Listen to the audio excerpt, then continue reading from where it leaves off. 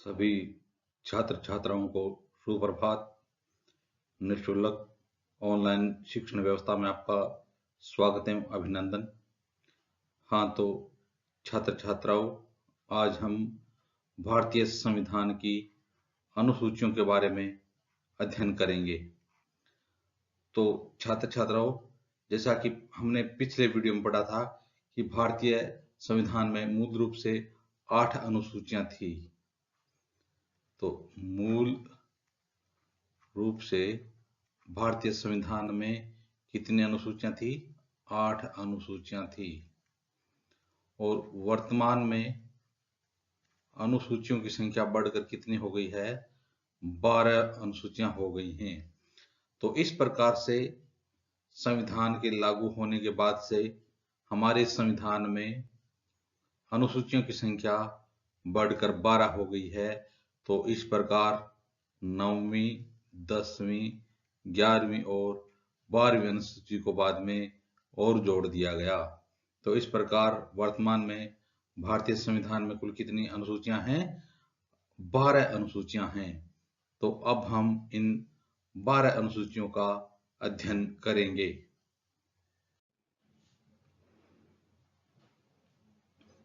हाँ तो विद्यार्थियों, अब एक ट्रिक के माध्यम से इन 12 अनुसूचियों को समझने की कोशिश करेंगे। तो ट्रिक है राज्य परिलब्धि, शपथ शीट, जनजाति आधार, अत्रि मेमी संसूची, भाषा भू सुधार, दल बदल पंचायत नगरपालिका, शक्ति प्राधिकार। तो इसमें सबसे पहले नाम आया है राज्य। तो यदि हम पहली अनुसूची की बात करें तो पहली अनुसूची के विषय कौन कौन से हैं? तो इसमें राज्यों के नाम और उसके न्यायिक क्षेत्र। तो राज्यों के नाम, राज्यों के नाम और उसके न्यायिक क्षेत्र।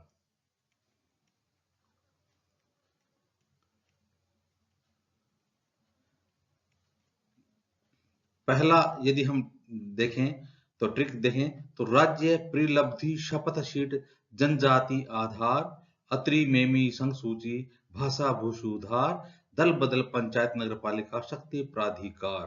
तो पहले शब्द आया राज्य। तो पहली अनुसूची में कौन कौन से विषय हैं कि राज्यों के नाम और उनके न्यायिक क्षेत्र। दूसरी बात, संघ राज्य क्षेत्रों के नाम, संघ राज्य क्षेत्रों के नाम, संघ राज्य क्षेत्रों के नाम और उनकी सीमाएं।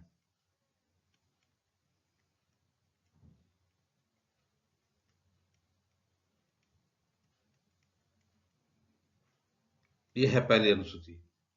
तो पहली अनुसूची में राज्यों के नाम और उनके न्यायिक क्षेत्र का वर्णन किया गया है। इसके अलावा संघ राज्य क्षेत्रों के नाम और उनकी सीमाओं का वर्णन किया गया है। तो इस प्रकार से इसमें अनुच्छेद 1 एवं 4 का वर्णन प्राप्त होता है। तो कौन से अनुच्छेद का? 1 और 4 का। अब है दूसरी अनुसूची। तो दूसरी अनुसूची में पहली में राज्य है, दूसरी में परिलब्धि। शब्द क्या आया है? परिलब्धि। तो दूसरी अनुसूची के विषय हैं परिलब्धियों पर भत्ते, परिलब्धियों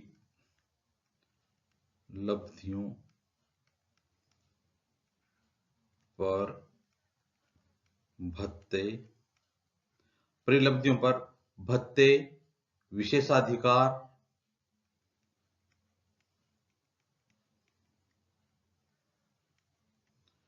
परिलब्धियों पर भत्ते, विशेषाधिकार और इससे संबंधी प्रावधान।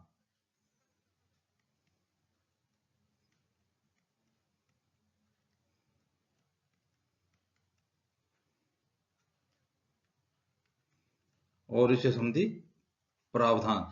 तो इस प्रकार से राज्य परिलब्धि, तो दूसरी अनुसूची में परिलब्धियों पर भत्ते, विशेषाधिकार और इसे संबंधी प्रावधान का वर्णन किया गया है। तो अब देखिए, जो भत्ते हैं और जो विशेषाधिकार हैं, तो ये किन के संबंधी भत्ते और विशेषाधिकारों का प्रावधान किया गया है। तो देखिए इसमें सबसे पहले आते हैं देश के राष्ट्रपति, किनके भत्तों और उपलब्धियों की बात की गई है, राष्ट्रपति। उसके बाद में राज्यों के राज्यपाल, भत्ते और जो विशेषाधिकार दिए गए हैं, तो उनमें देश के राष्ट्रपति, राज्यों के राज्यपाल, लोकसभा अध्यक्ष, लोकसभा अध्यक्ष, लोकसभा अध्यक्ष और उपाध्यक्ष,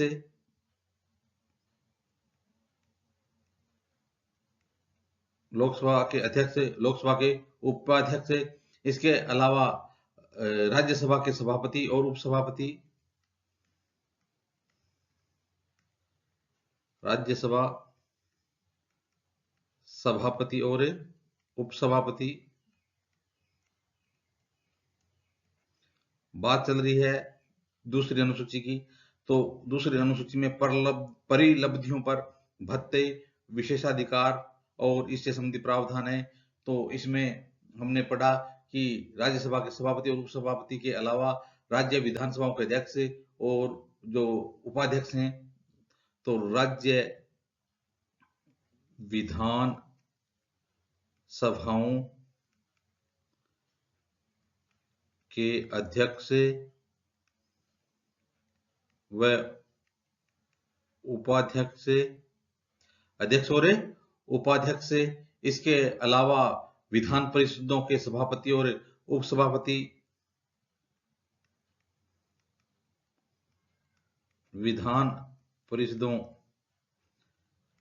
के सभापति, उपसभापति। बात चल रही है विशेषाधिकार और भत्तों की, तो विधानसभाओं के सभापति, उपसभापति, सर्वोच्च न्यायालय एवं उच्च न्यायालयों के न्यायाधीश, सर्वोच्च न्यायालय एवं उच्च न्यायालयों के न्यायाधीश, इसके अलावा भारत के नियंत्रक एवं महालेखा परीक्षक, भारत के नियंत्रक एवं महालेखा परीक्षक।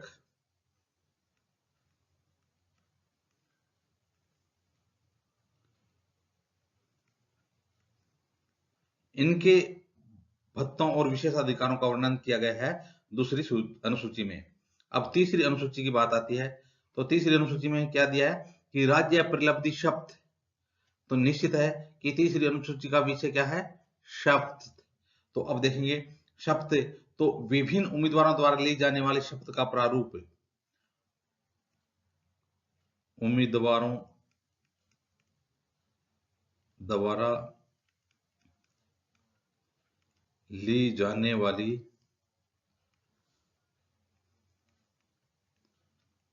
शपथ का प्रारूप।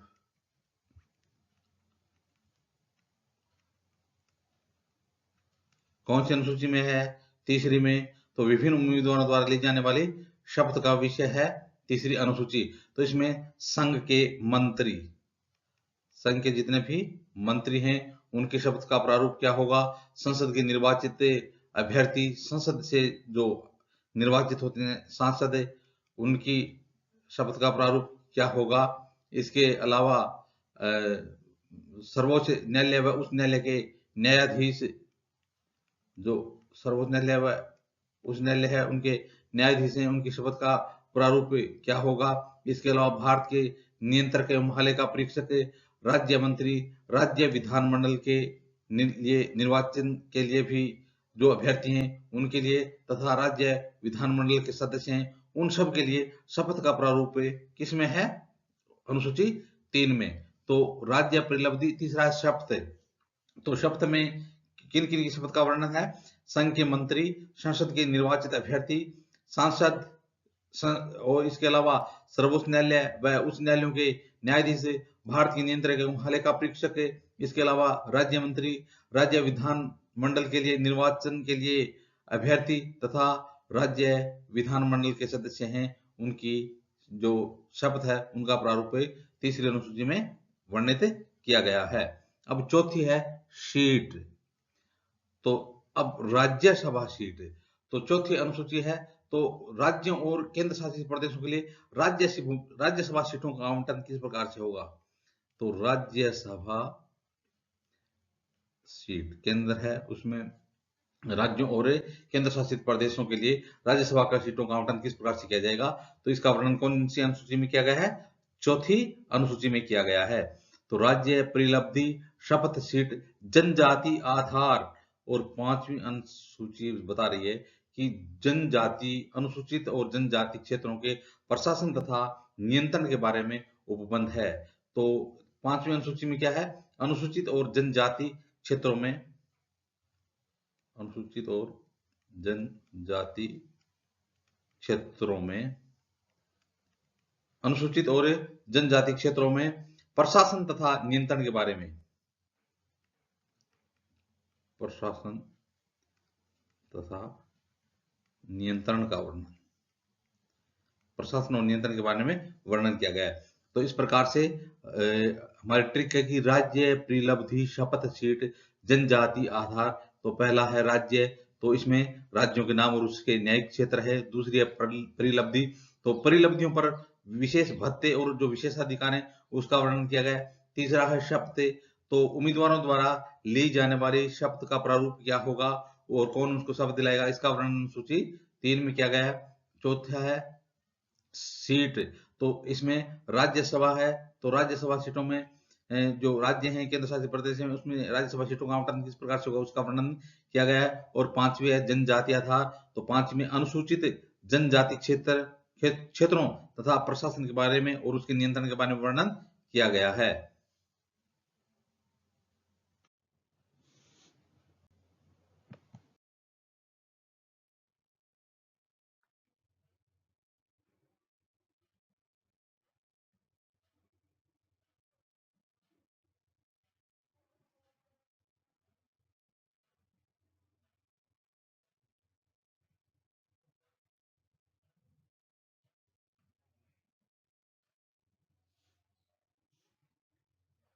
हाँ, तो राज्य परिलब्धि शपथ सीट जनजाति आधार, तो इनके बारे में हमने पिछले जो आधार था उसमें पढ़ा था। अब देखेंगे अत्रि मेमी, अत्रि मेमी, तो 5 अनुसूची के बाद छठी अनुसूची में क्या बताया कि अत्रि मेमी, तो इसमें ए का मतलब असम, असम, इसके अलावा अत्रि त्रिपुरा,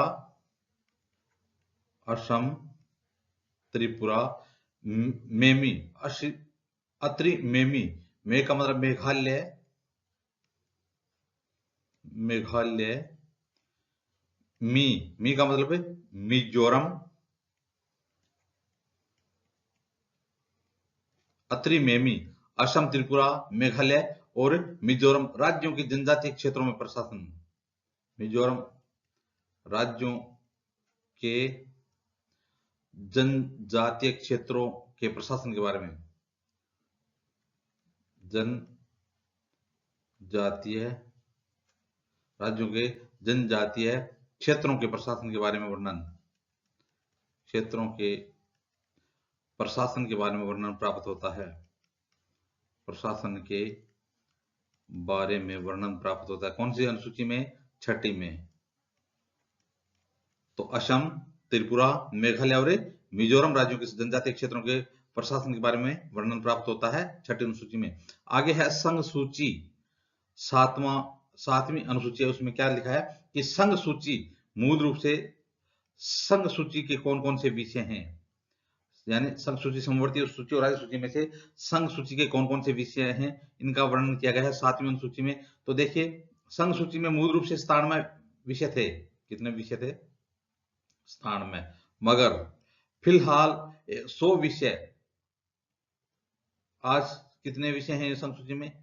100। पहले कितने थे? 97 विषय। राज्य सूची में मूल रूप से 66 थे। राज्य सूची में मूल रूप से कितने विषय थे? 66 विषय थे। लेकिन आज देखें तो राज्य सूची में 66 के स्थान पर 61 विषय प्राप्त होते हैं, 61 विषयों का वर्णन प्राप्त होता है। इसी प्रकार से समवर्ती सूची में मूल रूप से 47 विषय थे। समवर्ती सूची में मूल रूप से कितने विषय थे? 47 विषय थे। लेकिन आज हम देखें तो इसमें 52 विषयों का वर्णन प्राप्त होता है। 47 स्थान पर 52 विषयों का वर्णन प्राप्त होता है। तो इस प्रकार से राज्य और केंद्र के मध्य शक्तियों का विभाजन अनुच्छेद बताता है। यह 246 अनुच्छेद कौन सा बताता है? अनुच्छेद 246 के बारे में वर्णन करता है। तो इस प्रकार से 7वीं अनुसूची में संघ सूची मूल रूप से 97 मगर फिलहाल 100 विषय, राज्य सूची में मूल रूप से 66 मगर फिलहाल 61 विषय तथा समवर्ती सूची में मूल रूप से 47 मगर फिलहाल 52 विषयों का वर्णन किया गया है। इस प्रकार से 7वीं सूची में संघ सूची, राज्य सूची और समवर्ती सूची के जो विषय हैं उसका वर्णन किया गया है। तो प्रश्न बनता है कि संघ सूची, राज्य सूची और समवर्ती सूची के विषयों का वर्णन कौन सी अनुसूची में किया गया है? 7वीं अनुसूची में किया गया है। तो राज्य परिलब्धि, शपथ शीट, जनजाति आधार, अत्रिमेमी, संघ सूची, भाषा भू सुधार। तो अगला 8वीं जो अनुसूची है सीधा बता रही है हमें किसके बारे में? भाषा के बारे में। किसके बारे में? भाषा के बारे में। तो इस प्रकार से संविधान द्वारा मान्यता प्राप्त भाषाओं की मूल रूप से संख्या 14 थी। तो संविधान द्वारा मूल रूप से जब संविधान लागू हुआ था उसमें मान्यता प्राप्त भाषाओं की संख्या कितनी थी? 14 थी, मगर फिलहाल 22 भाषाएं उपलब्ध हैं। तो अनुसूची में कितनी भाषाओं को मान्यता प्राप्त है? 22 भाषाओं को मान्यता प्राप्त है। स्वतंत्रता के समय जब संविधान लागू हुआ था तब कितनी भाषाओं को संविधान के अनुसार मान्यता प्राप्त थी? 14, और अब 22 भाषाएं हैं, इनके माध्यम से कार्य किया जाता है। तो इस प्रकार से 8वीं अनुसूची में किनका वर्णन किया गया है? भाषाओं का वर्णन किया गया है। और इसमें जो अनुच्छेद है वो अनुच्छेद कौन सा है? अनुच्छेद 344 एवं 351, 344 एवं 351 तक। अब 9वीं अनुसूची का विषय देखेंगे तो कह रहा है कि अत्रिमेमी संघ सूची भाषा भू सुधार। क्या मिलता है वर्णन? भू सुधार। तो 9वीं अनुसूची में भू सुधारों का वर्णन किया गया है। इसका भू सुधारों का वर्णन प्राप्त होता है। कौन सी अनुसूची में? 9वीं अनुसूची में। तो भू सुधारों और जमींदारी प्रणाली के उन्मूलन से संबंधित राज्य विधानमंडलों और राज्य मामलों में संबंधित संसद के अधिनियम और विनियम संबंधित इस अनुसूची को पहले संशोधन 1951 द्वारा मूल अधिकारों के उल्लंघन के आधार पर न्यायिक समीक्षा से इसमें सम्मिलित कानूनों से बचाने के लिए जोड़ दिया गया था। तो इस प्रकार से भू सुधारों से संबंधित जो वर्णन है वो कौन सी अनुसूची में प्राप्त होता है?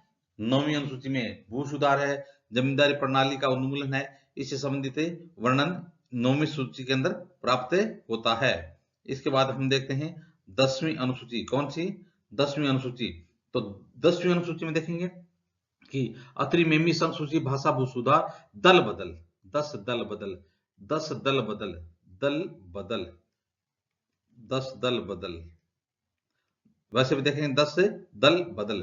तो दल बदल के आधार पर संसद और विधानसभा के सदस्यों की निर्भरता, तो चाहे वो संसद हो, चाहे विधान मंडल हो, चाहे संसद हो चाहे विधान मंडल हो, इसमें जो सदस्यों की निर्भरता दल बदल के आधार पर जो निर्भरता है उसके बारे में वर्णन किसमें प्राप्त होता है? अनुसूची 10 में प्राप्त होता है। इसे 52वें संविधान संशोधन 1985 द्वारा जोड़ा गया था। तो दल बदल यानी इसको कब जोड़ा गया था? 52वें संविधान संशोधन, 52वें संशोधन, 52वें संविधान संशोधन 1985 द्वारा जोड़ा गया था। 1985 द्वारा जोड़ा गया था। तो इसमें 102 एवं 191 अनुच्छेदों का वर्णन किया गया है। इस प्रकार से हमने देखा कि 10वीं अनुसूची किससे संबंधित है? दल बदल से संबंधित अनुसूची है।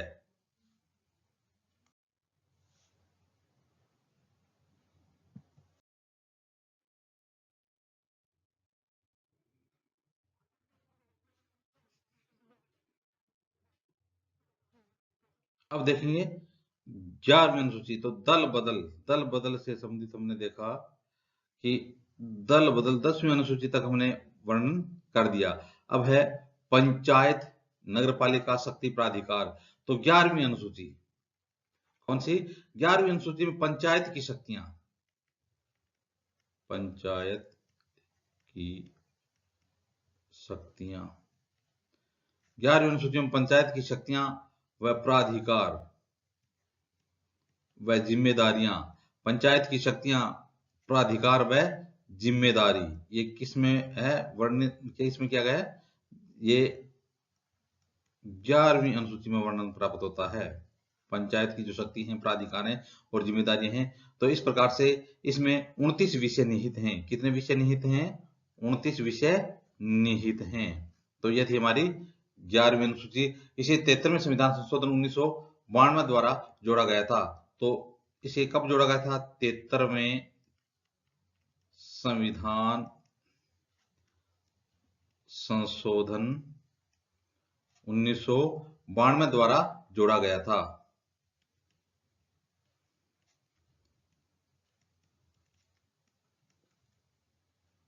जोड़ा गया था, ठीक है। अब देखो, हम देख लिया कि दल बदल पंचायत, नगर पालिका, शक्ति, प्राधिकार। तो अब देखेंगे हमारी लास्ट सूची है 12वीं अनुसूची। तो इसमें किसका वर्णन है? नगर पालिका, नगर पालिका की शक्तियां, प्राधिकार व जिम्मेदारियां। तो नगर पालिका की शक्तियां,